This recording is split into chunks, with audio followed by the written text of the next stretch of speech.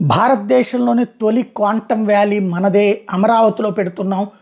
జనవరి 1 కల్లా రెడీ అయిపోతుందన్నారు. జనవరి అయిపోయింది, ఇంకా అసలు కన్స్ట్రక్షన్ స్టార్ట్ కాలేదు. ఈ మధ్యన ఏదో దానికి సంబంధించిన టెండర్లు పిలిచారన్నారు. ఆ టెండర్ తీసుకున్నటువంటి వాళ్ళు కడతారన్నారు. వచ్చే ఏడాదికి స్టార్ట్ అవుతుంది అన్నారు.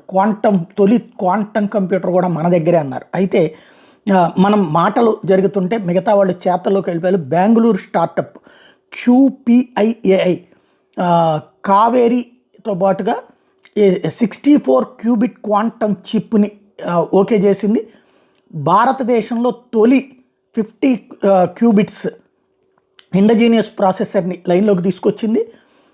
గూగుల్ వాళ్ళకి సంబంధించిన లేటెస్ట్ క్వాంటమ్ చిప్ విల్లో ఏదైతే 105 క్యూబిట్స్ ఉంటే ఇక్కడ 50 క్యూబిట్స్కి సంబంధించినటువంటి క్వాంటమ్ కంప్యూటర్ని లైన్లోకి తీసుకొచ్చారన్నటువంటి విషయం ఇప్పుడు అధికారికంగా ప్రకటించారు. ఇంకా డెవలప్మెంట్ అయితే చేయాల్సి ఉంది, బట్ ఇదైతే ఇక్కడ రన్నింగ్లోకి వచ్చేసింది బెంగళూరులో అన్నటువంటిది ఇప్పుడు టెక్ ఇండస్ట్రీ ప్రకటిస్తున్నటువంటి అంశం.